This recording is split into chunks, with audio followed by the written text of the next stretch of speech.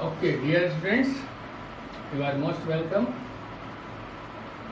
in Mathematics class 9th number system lecture 3. I have already taught you real numbers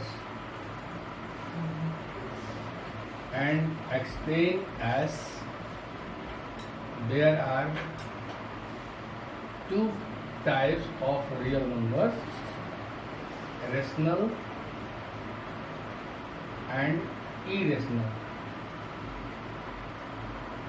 I have already taught about rational number. I don't think that there is necessity to explain it again. So I am coming back on irrational number. What is irrational number? Students, there are only two types of number. One is rational and other is irrational. If any positive integer or negative integer or any integer is given to you and that is rational, then that's all. But if that is not rational, then what will happen? If the number given is not rational, that means that is irrational. But only to say if this one is rational, then okay. If this one is not rational, then you say irrational. It is not sufficient answer. Now I am going to give you details about irrational numbers. What is irrational number? Actually rational के definition में ही मैंने बताया था कि rational number का जब decimal representation करेंगे तो वह डेसिमल रिप्रेजेंटेशन या तो टर्मिनेटिंग होगा या फिर नॉन टर्मिनेटिंग होगा या फिर नॉन टर्मिनेटिंग रिपीटिंग होगा या नॉन टर्मिनेटिंग नॉन रिपीटिंग होगा। तो अगर टर्मिनेटिंग है, नॉन टर्मिनेटिंग है, नॉन टर्मिनेटिंग रिपीटिंग है, तो ये तीनों ही केस आ जाएगा आपका रेशनल में। लेकिन अगर कोई ऐसा नंबर हो जो न तो टर्मिनेटिंग है और न ही रिपीटिंग है, that number is known as irrational. वैसे भी जो नाम आपने देखा इरेशनल यानी the number which is not rational, यानी irrational is just opposite of rational. So definition of irrational क्या देंगे हम? A number which can neither be, a number which can neither be expressed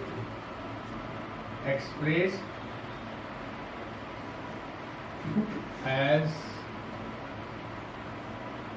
a terminating decimal, a number which can neither be expressed as a terminating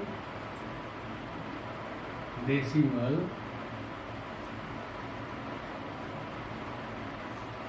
nor as a repeating decimal. Repeating decimal is called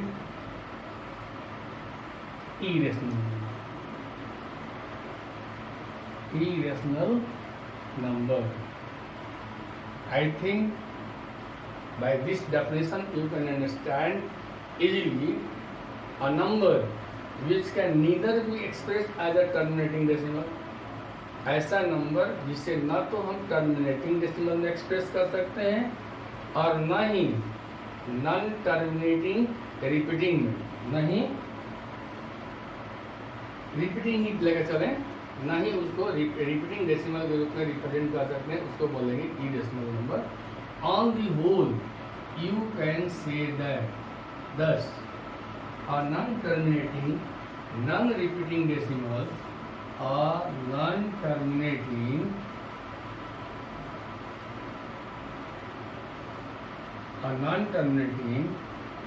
and non-repeating decimal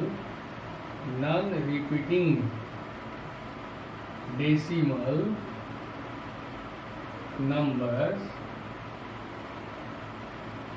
are called या known as irrational number. Okay, तो मैं समझ सकता हूँ कि आप इसको समझ लेंगे। इरेशनल नंबर कोई भी नंबर जो ना तो टर्मिनेटिंग है और ना ही नॉन टर्मिनेटिंग रिपीटिंग है। नॉन टर्मिनेटिंग है ना ही नॉन टर्मिनेटिंग रिपीटिंग, ना तो टर्मिनेटिंग है और ना ही तो रिपीटिंग है। ऐसे डेसिमल को बोलेंगे, ऐसे डेसिमल रिप्रेजेंटेड नंबर को बोलेंगे इरेशनल नंबर। अब हम ये जाने कैसे हम समझ सकते हैं इजीली देखकर कि कोई भी दिया हुआ नंबर वह इरेशनल है या नहीं है। सब कुछ करें, इसको जानने का तरीका जानना। जैसे some example of irrational number. Students, आपने देखा होगा बहुत सारे नंबर लिखा हुआ। जैसे मान लीजिए आपने लिखा 0.01 001 0001 000001 ... एंड सो। इसे देखने से क्या लग रहा है? ये टर्मिनेटिंग है? नहीं। रिपीटिंग है? नहीं है, क्योंकि डेसिमल के बाद 01 आया। अगर पुनः 01 आता, फिर 01 आता, तब उसको बोलते हैं कि नॉन टर्मिनेटिंग है बट रिपीटिंग है। अगर नॉन टर्मिनेटिंग रिपीटिंग रहता तो वह इरेशनल नंबर नहीं होता। लेकिन यह non terminating and non repeating है। This is a non terminating is a non-terminating and non-repeating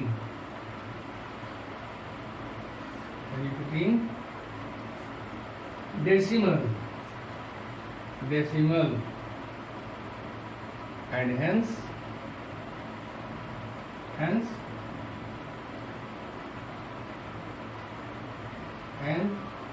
it is an irrational number। क्योंकि बोर्ड मेरा छोटा है इसलिए बार बार मिटाना पड़ेगा।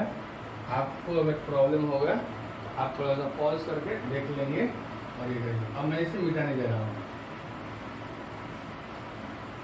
एक एग्जाम्पल हुआ है इरेशनल नंबर का। अब दूसरा लिख सकते हैं 0.02 002 0002 एंड 000002 इरेशनल नंबर हुआ। अब यहाँ बताने की खास ये नहीं लग रहा है।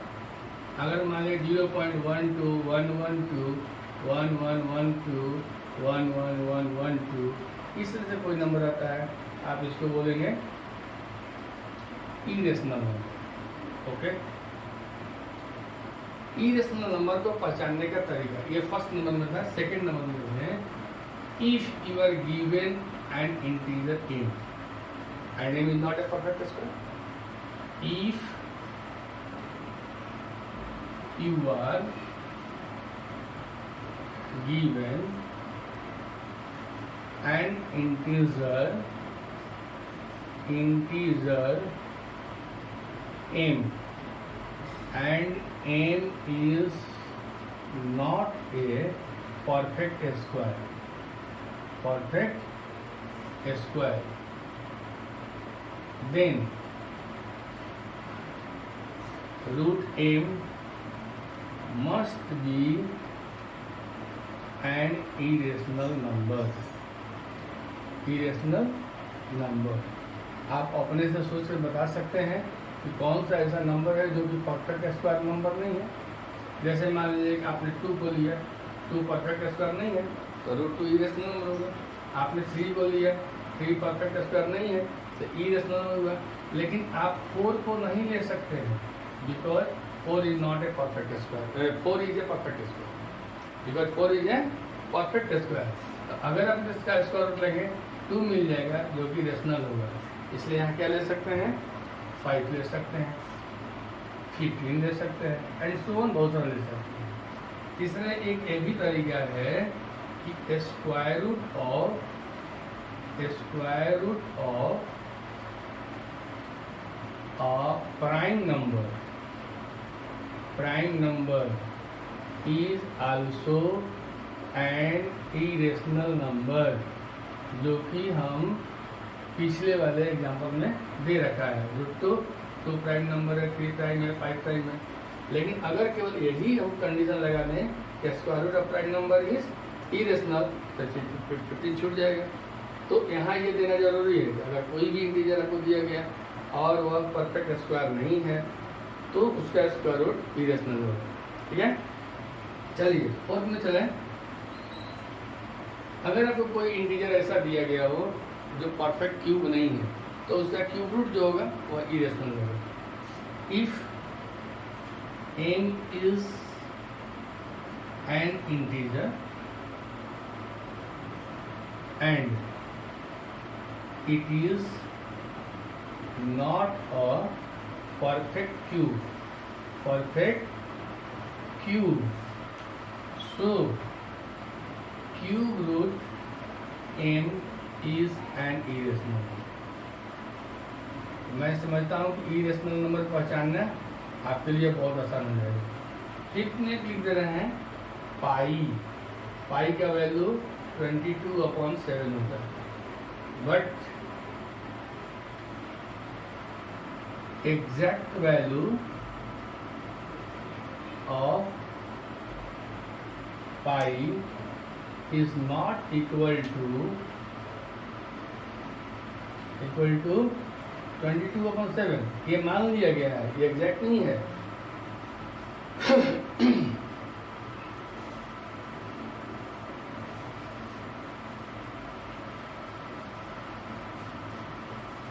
Hence you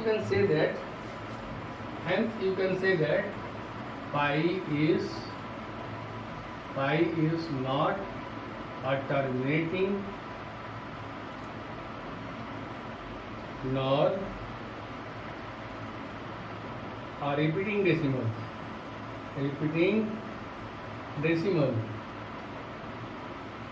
hence pi is an irrational number,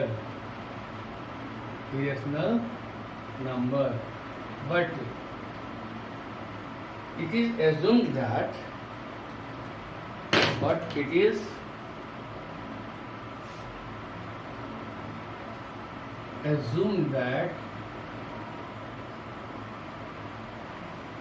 pi equal to 22/7 and 22/7 is a rational number. Why? Because both numerator and denominator are integers. So you can say that pi is irrational। पाई जब अकेले पाई के बारे में आपसे पूछा जाएगा तो pi is irrational, but value of pi that is 22/7 is irrational। तो मैं उम्मीद ही नहीं पूरा विश्वास कर रहा हूँ कि आप लोग का जो इरेशनल का कॉन्सेप्ट है वह बहुत क्लियर हो गया।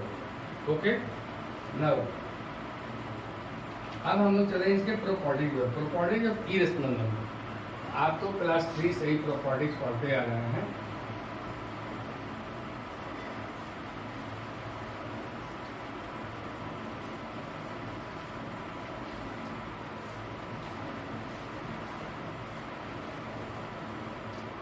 इसी में जोड़ देना है ताकि दोबारा न लिखना पड़े। प्रॉपर्टीज, आपका टाइम भी बच जाएगा, मुझे लिखना भी कम पड़ेगा। प्रॉपर्टीज ऑफ इरेशनल नंबर, इसकी फर्स्ट प्रॉपर्टी ये है, irrational number satisfy irrational numbers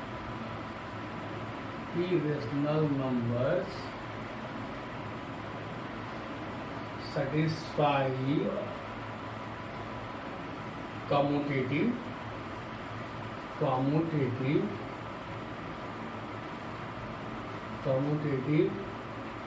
associative and distributive laws, distributive laws of addition and multiplication.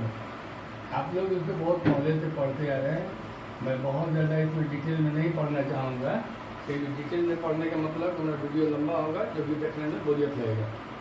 Commutative, associative और डिस्ट्रीब्यूटिव का मतलब ये हुआ कि अगर इरेशनल नंबर को इरेशनल नंबर से ऐड करेंगे तो इरेशनल ही मिलेगा, जैसा कि रूल है रेशनल में।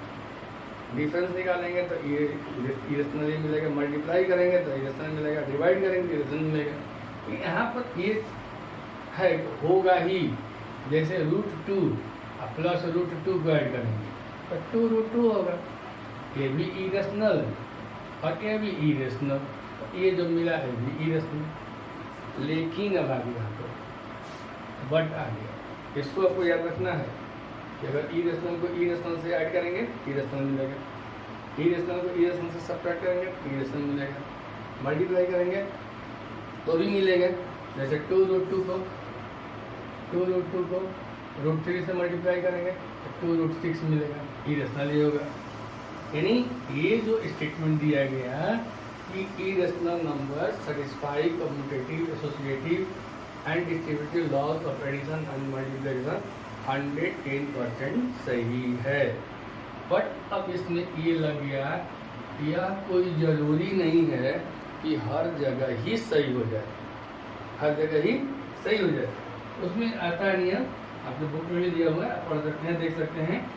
सम of two irrational need not be irrational. पहला है sum of two irrational need not be and irrational. देखिए कितना ढंग से ये बात आ गई। अभी मैंने ही बोला कि 2 इरेशनल को ऐड करोगे तो इरेशनल मिलेगा, सब्ट्रैक्ट करोगे तो इरेशनल मिलेगा, लेकिन अभी मैंने यहाँ पर एक रूल लगा दिया और यह सत्य भी है कि 2 इरेशनल्स को अगर हम ऐड करेंगे तो यह कोई ज़रूरी नहीं है कि वह इरेशनल ही होगा। एग्जाम्पल आप ले लें, 2 + √3 इरेशनल है, क्योंकि रेशनल प्लस इरेशनल जोड़ी इरेशनल, एंड 2 - √3 यह भी इरेशनल है। ओके, तो जो फर्स्ट रूल है इसके हिसाब से इन दोनों को ऐड करने के लिए क्या होना चाहिए, इरेशनल होना चाहिए। लेकिन हो क्या रहा है, अब देखें, if you take 2 + √3 plus 2 - √3, 2 - √3, you will get 2 + √3 plus 2 - √3, -√3 plus √3 will be cancelled, and 2 + 2 4, this one is irrational। ये बात वेरीफाइड हो गई कि 2 इरेशनल नंबर को जोड़ेंगे तो यह कोई जरूरी नहीं है हर समय आपका इरेशनल ही होगा। दूसरा, difference of 2 irrational, difference of 2 irrational need not be an irrational। यहाँ भी आ गई बात हो, and irrational। जैसे आपने ले लिया 3 + √3 + 2 and √3 - 2 are 2 irrational numbers, 2 irrational numbers। Writing पर बहुत ध्यान नहीं देंगे, वैसे तो मैं कोशिश कर रहा हूँ कि साफ साफ लिखूँ, बट मैं जो भी लिख रहा हूँ बोल रहा हूँ, मैं इसको कोशिश कर रहा हूँ कि कम से कम टाइम में आपका वीडियो बन जाए, ताकि आपका काम भी हो जाए, समझ भी जाए और समय भी बचे। चलिए, तो √3 + √2 में आप क्या करें कि √3 - 2 को माइनस करें, then you will get root 3 plus 2 minus root 3 plus 2 plus minus root 3 cancel, you will get 2 plus 2, that is 4, and this one is rational. ये भी वेरीफाइड हो गया. अब चलिए थर्ड निकाल सकते हैं.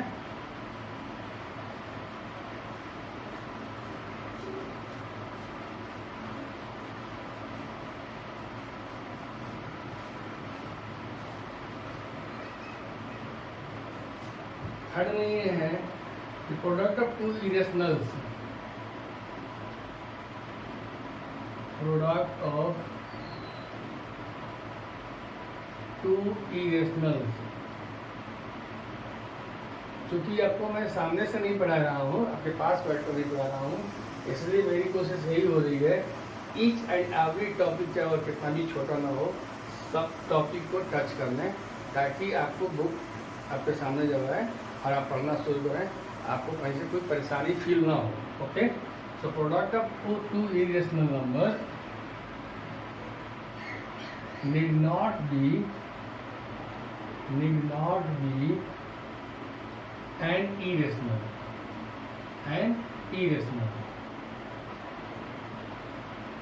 आप दूसरा नंबर ले लीजिए. आप ले लीजिए 2 प्लस रूट 3 इरेशनल है. बस एक ही एग्जाम्पल से मैं सारा काम चला लूँगा. 2 माइनस रूट 3 दूसरा इरेशनल है. आप उसको मल्टीप्लाई कीजिए. 2 plus root 3 into 2 minus root 3. What will you get? Do you remember? A plus b into a minus b equal to a square minus b square. So this becomes 2a square minus root 3a square. Then this becomes 4 minus 3, that is 1, and this one is rational. Right? Similarly, quotient of two irrationals need not be an irrational. दो irrational number को divide करेंगे तो कोई जरूरी नहीं कि उसका result irrational ही आएगा. जैसे आपने ले लिया 2 रूट 3 एंड रूट 3 लिया. अब आप क्या करें, 2 रूट 3 को डिवाइड करें रूट 3 से, then what will you get? 2 root 3 upon root 3. This root 3 cancel. This one is rational. मैं उम्मीद कर रहा हूँ कि आप लोगों को बहुत समझ में आ रहा होगा. अब हम लोग चलें कि sum of a rational and irrational is irrational. इसमें कहीं से ना इफ है और ना बट है, वह फिक्स है. अगर रेशनल को इरेशनल से जोड़ेंगे तो वह रेशनल नहीं हो सकता है, वह इरेशनल ही होगा. Third, sum of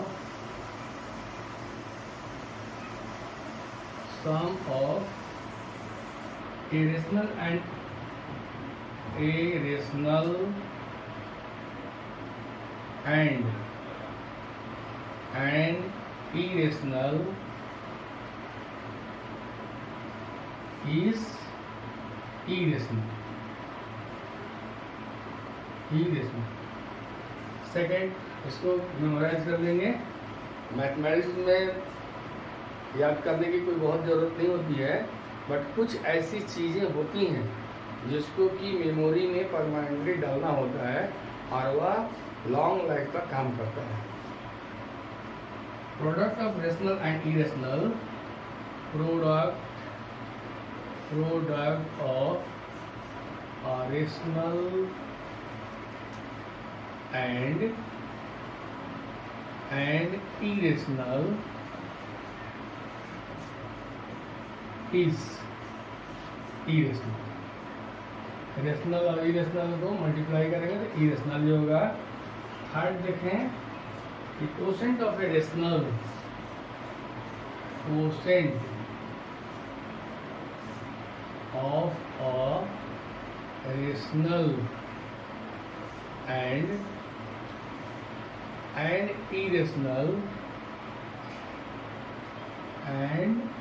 irrational is irrational.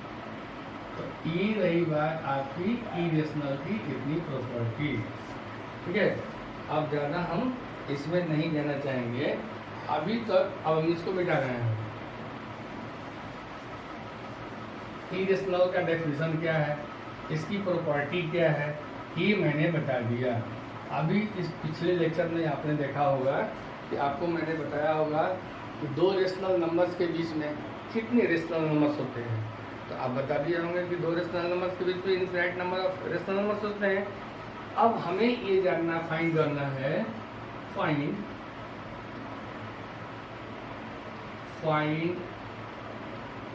जो डिफिकल्ट क्वेश्चन लग रहा है वही मैं बताने की कोशिश कर रहा हूँ। फाइंड अ रेशनल नंबर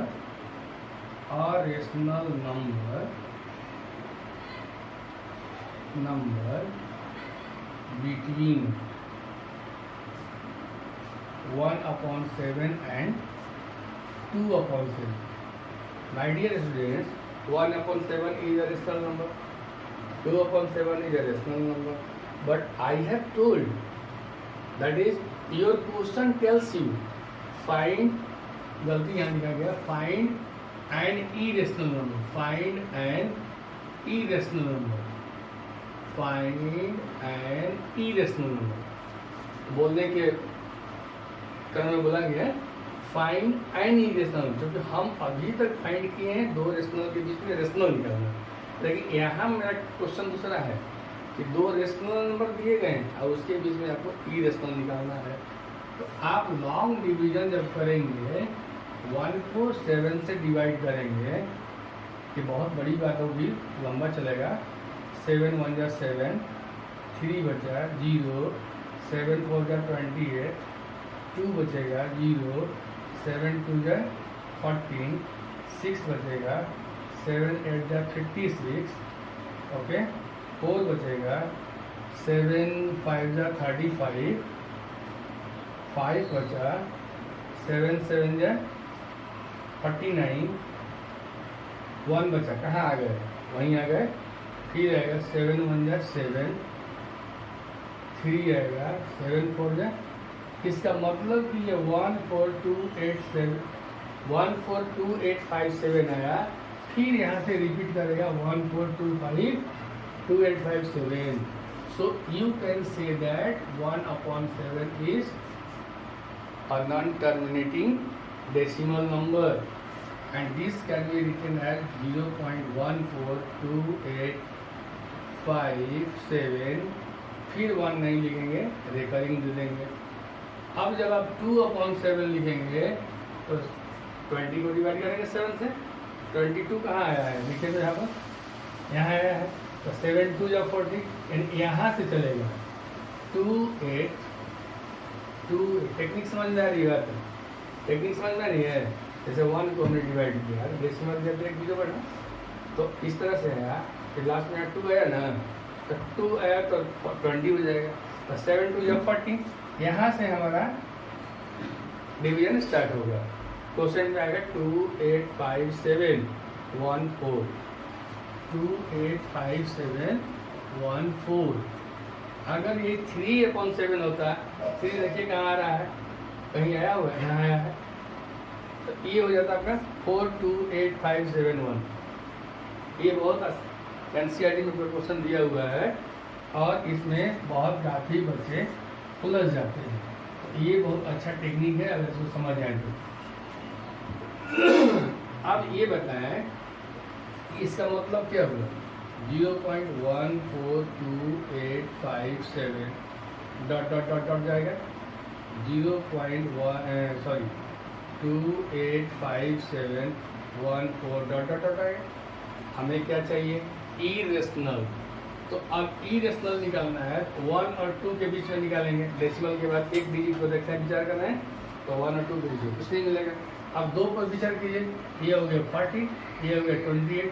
तो 14 और 28 के बीच में अगर नंबर देखने होंगे हमको तो 13 नंबर मिलेंगे, कोई एक नंबर लिख देंगे। तो हम इसको लिख सकते हैं, hence you can say that 0.16, कोई जरूरत नहीं कि 6 ही लिखेंगे, 116 1116 1116 and so this is your required answer. अब बोलेंगे क्या यही लिख सकते हैं? आंसर होगा नहीं, क्योंकि हम इन दोनों के बीच में बहुत सारे इरेशनल नंबर लिख सकते हैं. ओके, देखते हैं दूसरा क्वेश्चन आपका. अब चले, अब हमको क्या करना है कि जो रियल नंबर है, फिर भी बात में बताएंगे कि रियल नंबर जो है वो सभी रियल नंबर्स को नंबर लाइन को रिप्रेजेंट कर सकते हैं.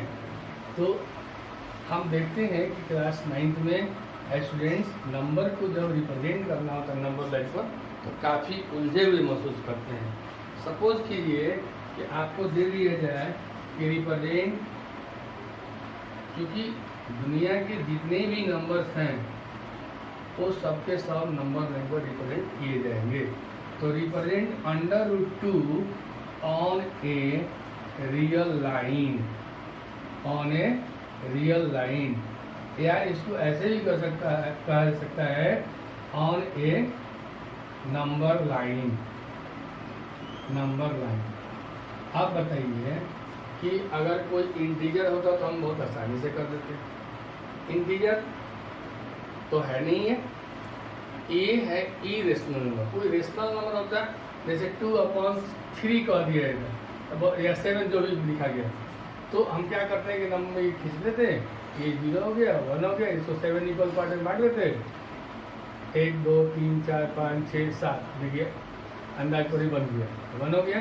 अब इसका ये पॉइंट जो होगा ये 2.7 हो गया. लेकिन जब √2 आ गया तो यह एक बहुत बड़ी समस्या लेकर आ गया. तो अब इसके लिए क्या करेंगे? कुछ न कुछ तो टेक्निक लगाएंगे. तो देखो स्टूडेंट, एक हम लोग पढ़े होंगे ट्रिग्नोमेट्री, खैर अभी तो पढ़े नहीं होंगे. राइट एंगल ट्रायंगल पढ़े होंगे. Right angle triangle, right angle triangle क्या होता है?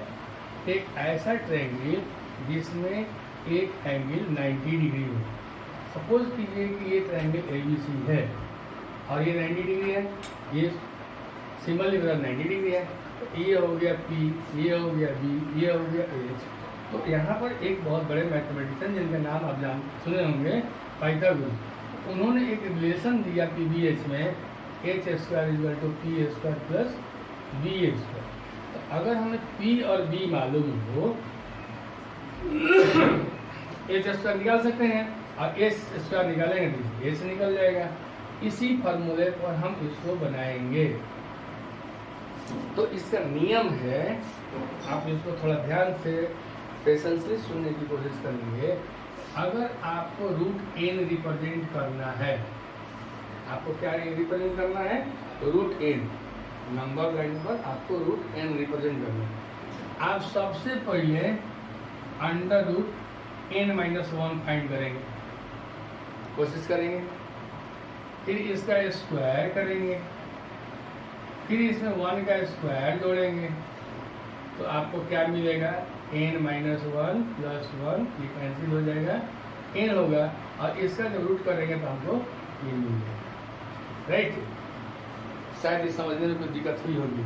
चलिए हम अब बाद में इसको बताएंगे, पहले हम क्वेश्चन पर ही चलेंगे. आपने लिया √2 लिया, थोड़ा सा ध्यान दो. 2 इसको 2 पार्ट में आप बांटने की कोशिश करें और ऐसे 2 पार्ट में कि दोनों नंबर स्क्वायर नंबर हो.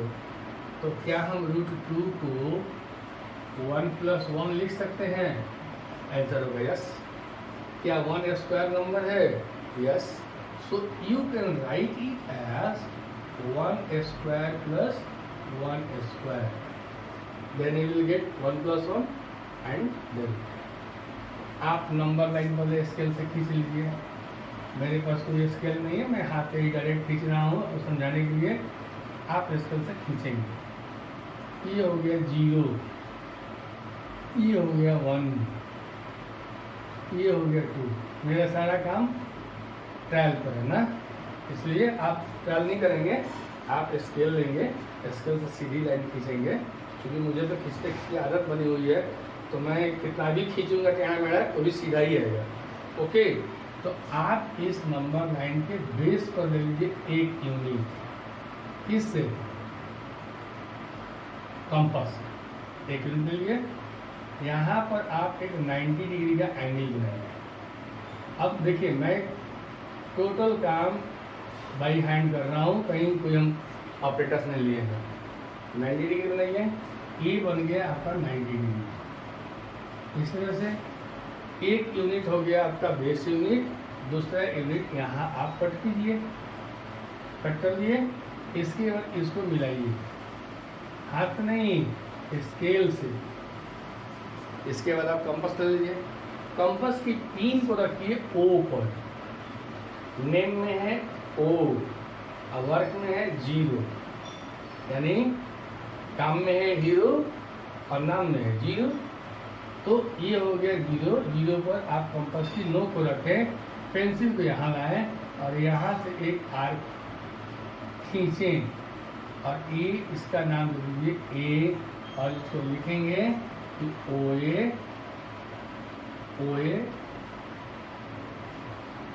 रिप्रेजेंट्स √3। बहुत आसान हो गया। √3 खींचना है। अब आगे बताएंगे नहीं, केवल टेक्निक देते जाना है। तो आपको इसको कैसे करना होगा?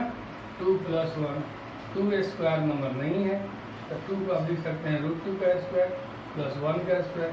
आप क्या करेंगे? पहले बेस पर √2 खींचेंगे, फिर √2 पर यहाँ पर 90 डिग्री का एंगल बनाएंगे, 1 यूनिट कट करेंगे, यहाँ से इसको मिलाएंगे और ये जो आएगा ये OB आपको बताएगा √3। √4 खींचने का कोई सवाल ही नहीं है, 2 हो जाएगा। √5 खींचना है तो √5 = हो जाएगा 4 + 1, this means 2 square plus 1 square. बहुत आसान हो जाएगा। आप 2 यूनिट ले लिए, यहाँ पर 90 डिग्री बनाए, 1 यूनिट यहाँ लिए, मिला दिए इसको, ये आएगा, इधर बढ़ेगा कहीं नहीं। आपके बुक में एक ही जगह ये √2 बनाया, फिर यहाँ पर 90 डिग्री बनाया, फिर इधर लाइन आया, फिर उसे मिलाया। यह काम करना बहुत ही कॉम्प्लिकेटेड हो जाता है। इसलिए उस कॉम्प्लिकेशन को रिमूव करने के लिए हमने इसको अलग अलग बनाया। आप कोशिश करेंगे इस तरह से बनाएंगे और एक ही नंबर लाइन पर बहुत सारे पॉइंट्स को रिप्रेजेंट नहीं करेंगे। आप अलग अलग नंबर्स को अलग अलग रिप्रेजेंट करेंगे। कुछ टेक्निक मैं और बता दे रहा हूँ। √6 खींचना है तो इसमें 5 + 1 होगा, यानी √5 का स्क्वायर प्लस 1 का स्क्वायर होगा। √7 खींचना है तो ये हो जाएगा 6 √6 का स्क्वायर प्लस 1 का स्क्वायर। इस तरह से आप करते जाएंगे। √10 खींचना है, लग रहा है देखना में कितना बड़ा, बहुत आसान है। 9 + 1 हो जाएगा, दोनों ही स्क्वायर नंबर है, 3 का स्क्वायर प्लस 1 का स्क्वायर। जो बड़ा है, जो इजी गोइंग है, उसको बेस ले लेंगे और 1 यूनिट को परपेंडिकुलर ले लेंगे। √11 खींचना है, ये हो जाएगा 9 + 2, तो 9 तो स्क्वायर नंबर है बट 2 स्क्वायर नंबर नहीं है। आप क्या करेंगे? पहले √2 खींच लें, इसके बाद परपेंडिकुलर ड्रॉ करें और उस परपेंडिकुलर पर 3 यूनिट लें, तब उसको मिलाकर खींचें। ओके।